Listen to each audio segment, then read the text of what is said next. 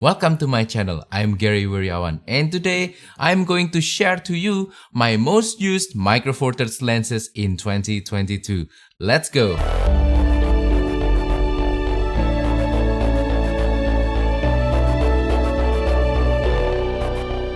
Before we continue with today's video, if you enjoyed today's video, please give it a like, share it to your friends and family, and also subscribe to my channel down below. It will really help me to motivate me to keep making these videos for you. And if you want to support me even further, you can also use the super thanks down below. It will make a small donation to my channel and it can help me to grow this channel even further in the future. Now let's continue with today's video. So today I want to talk about my most used Micro Four Thirds lenses in 2022.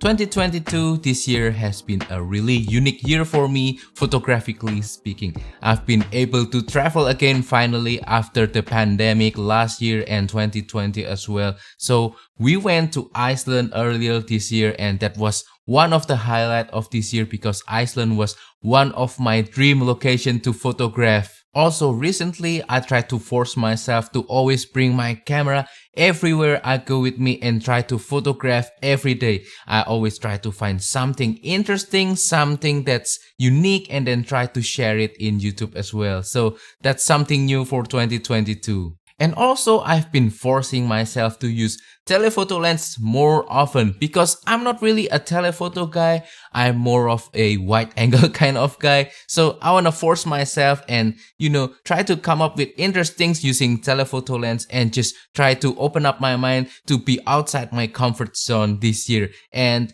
yeah, with all said, now I want to share to you all the lenses that I use the most this year. First lens, definitely the lens that's recording this video right now, the Panasonic Leica 15mm f1.7. I cannot really show you the lens right now, so I have to put some b-rolls right now so that you can see which lens that I mean. But basically, this is my talking head YouTube video kind of lens. So actually, you're looking at me through that lens right now. So the reason why the Panasonic Leica 15mm is one of my most used lens, especially for YouTube video like this, is because of its excellent image quality.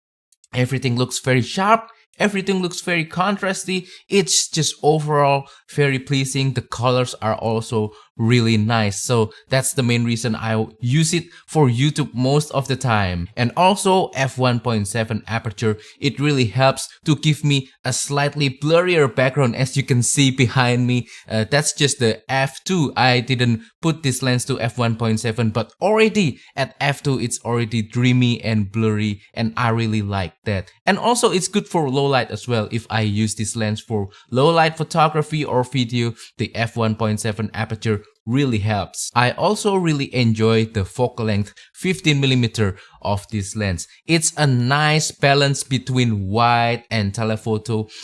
It's more on the wide side in my opinion, because as you can see behind me, you can still see the environment clearly, but I'm still pronounced in the frame as well. So it's a nice balance for me, especially for YouTube videos like this. Next lens that I use a lot this year is this little guy right here, Laowa 7.5mm f2.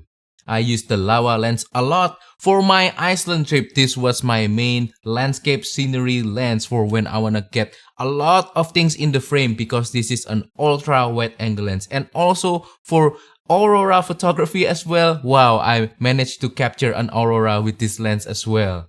As I said earlier, this is an excellent lens for landscape photography, for travel photography. The small size is really awesome. It means that you can pack it easier inside your camera bag, and also it's not really that heavy. And the large aperture of f2 really helpful when you want to capture lower light situation. And also the 7.5mm focal length is really wide. You can manage to get everything inside the frame easily. These last few days, I also tried to use the Laowa lens again after the Iceland trip.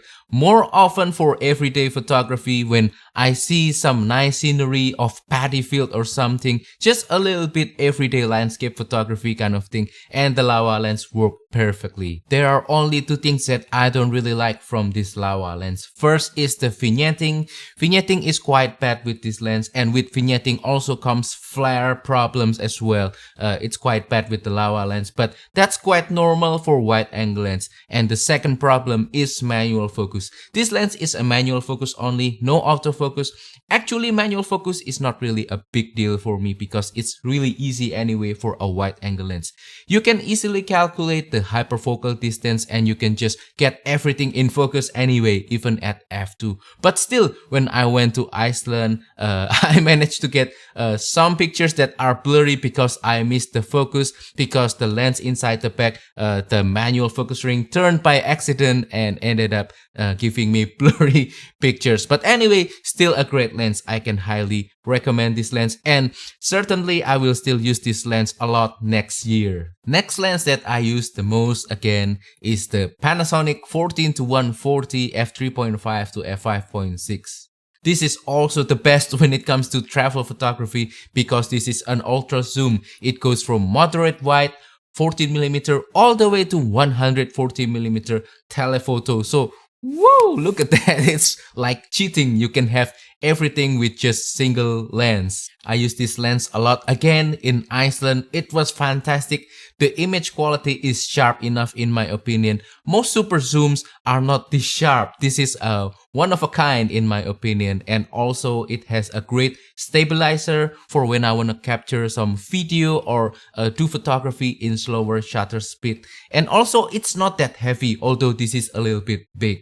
Recently, I did some sharpness tests of some of my lenses at wide angle focal lengths and also at telephoto focal lengths, and I featured this lens on both tests.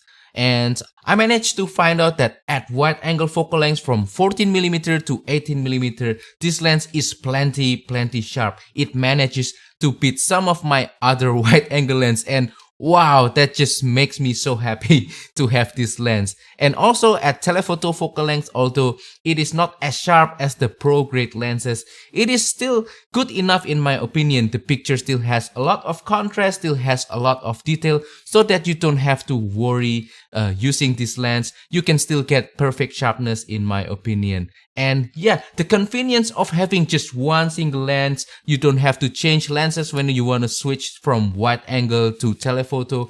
It's just really nice. I think it really helps a lot when you travel. The only single thing that I don't like from this lens is the small aperture. f3.5 to f5.6. It's not that big. At wide angle, you cannot really blur your background with this lens, but you can still blur your background with the telephoto focal length. Anything from 50mm above all the way to 140mm. Even at f5.6, you can still blur the background easily. And also for lower light situation, because of the small aperture, I think you have to crank up your ISO as well. But that's not really a big problem. I can comfortably shoot up to ISO 3200 with most of my micro four thirds cameras anyway. Next lens that I use the most is the Panasonic Leica 8-18mm f2.8 to f4. This is still a new lens for me. It's only a few months old and I haven't really been using it that much, but I've already used it for a few times when I go to Tawangmangu for travel, and then also for a little bit of documentation photography, and also for a little bit of portrait and a little bit of short getaway vacation. I managed to use this lens and I'm really happy with the image quality of the Panasonic Leica 8-18mm. So this 8-18mm lens is also an ultra wide angle lens, just like my Laowa lens, and the difference between the two is the fact that the Laowa is not a zoom lens, just a prime lens, and also it's a manual focus lens. So I will just use this for everyday kind of photography stuff, but I will use the 8-18 more for serious landscape photography and serious travel photography. I really enjoy the flexibility of the 8-18mm. The zoom range is quite fantastic in my opinion, especially for travel.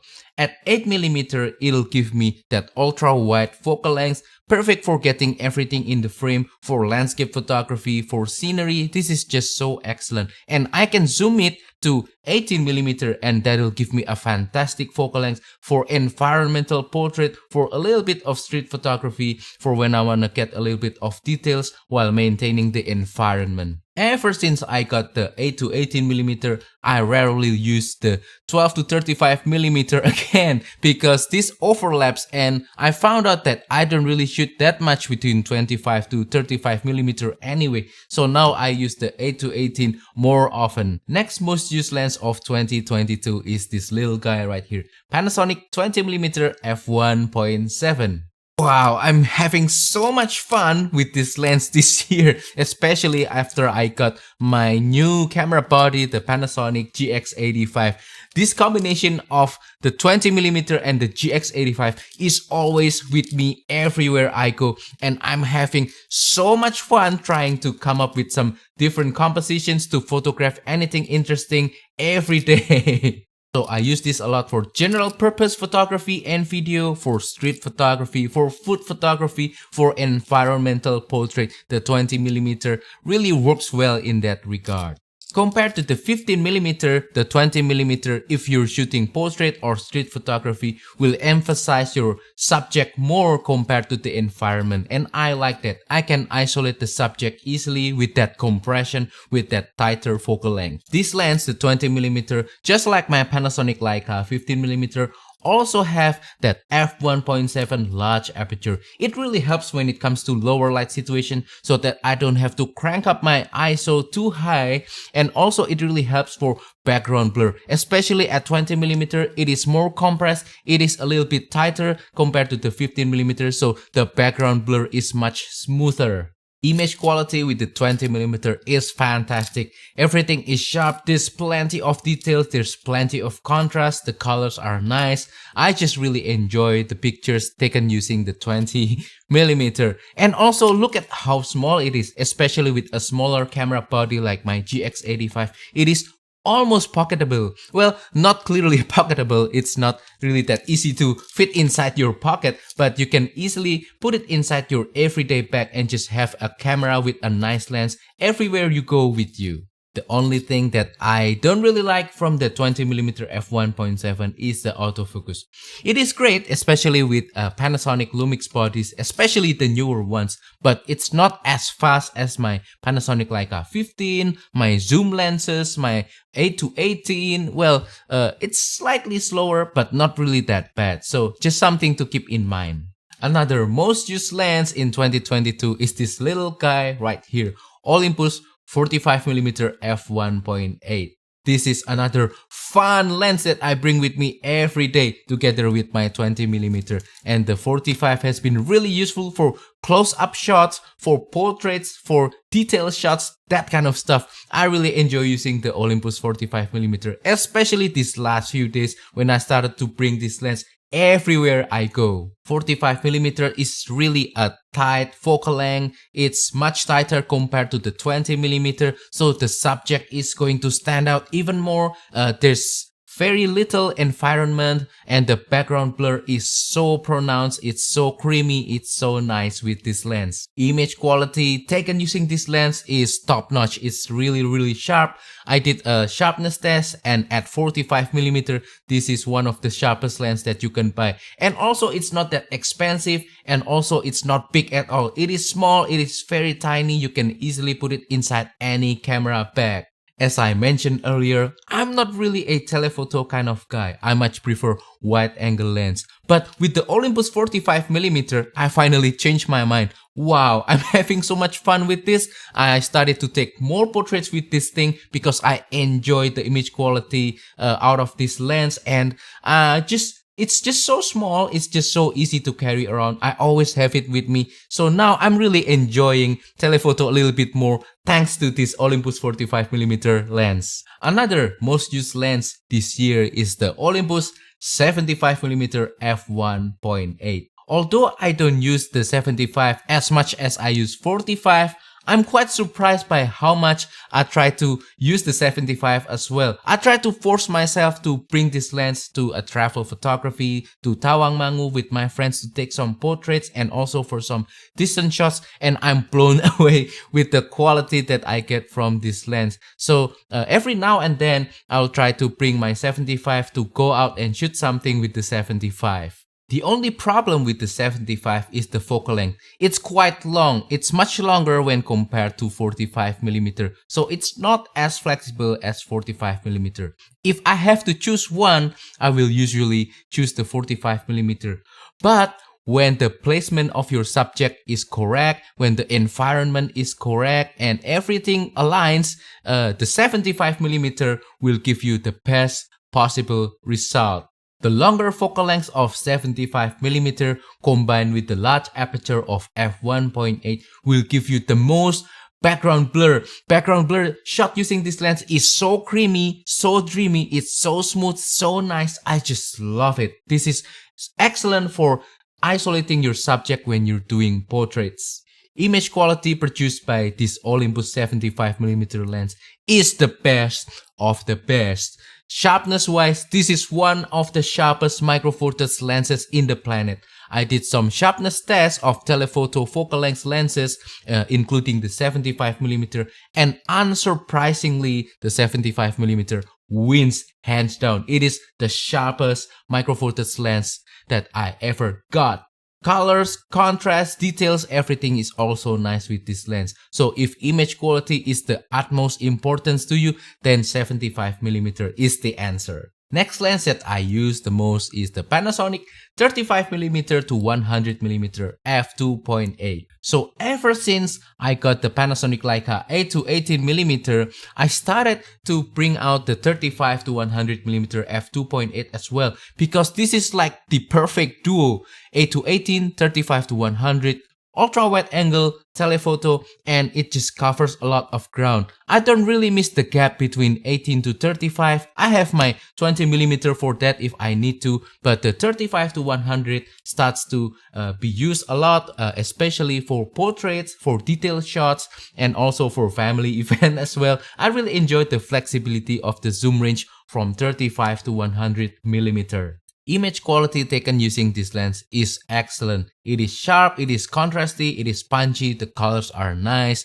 Although it is not as sharp as the 75mm or the Olympus 45mm, it is still more than enough for most of my needs. And for portraits, it is also nice enough. It has a large aperture of f2.8. And although it is not as large as 1.8 on my Olympus lenses, it is still considered large enough. So it can give you that background blur as well, especially for portraits and for detailed shots and for close-ups. You can just use this one single lens, and the flexibility of the zoom range can give you some convenience as well. The only thing that I don't really like from this lens is that it's a little bit big. It's not that heavy, so I don't really bring out this lens that much. I much prefer to just bring my Olympus 45 if I want to take some portraits.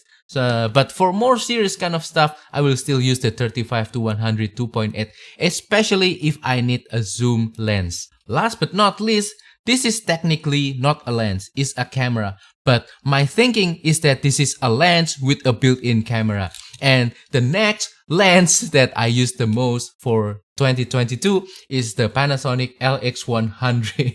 I always think of the LX100 as a lens with a built-in camera, as I mentioned before, because the focal length range is very similar to my Panasonic 12 to 35mm f2.8.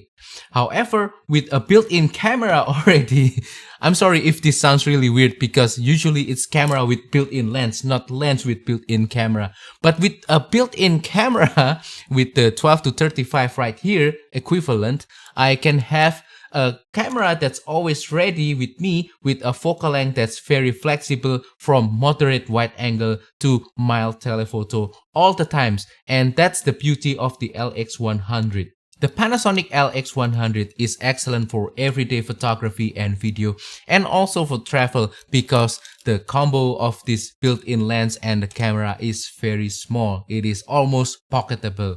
It is even smaller than my GX85 with the pancake 20mm, and the LX100 has that flexibility of a zoom lens that goes from about 12 to 35mm in micro four thirds term. So yeah, very convenient, very useful for just out and about when you don't really know what you want to photograph or video. One secret feature that the LX100 has is that it has lift shutter mechanism, and that allows me to have a really high flashing speed when I'm doing flash photography, which I do really quite often. So if I'm out and about during sunny days and I want to photograph my wife with a beautiful background, I can just use high shutter speed and just be able to control my flash power and balance between the subject and the background easily with this camera. With my other cameras like the GX85, the G85 or the GX8, the flash sync speed is not really that high. It's just about 1/160th of a second or something like that. So yeah, for that kind of stuff, I will still use the LX100. So yes, these are all my most used lenses in 2022, and hopefully in the next year I will be able to use them, or maybe use something else that I haven't used that much this year and see if I can come up with something interesting. And that wraps up today's video. So that is all for today's video. I hope that this video is entertaining and useful for you. Please comment down below what is your most used lens in 2022. And also if you have any questions about this video, feel free to comment down below and I will try to answer them. Also, don't forget to support my channel by liking this video, sharing this video and subscribing to my channel down below. Thank you and goodbye.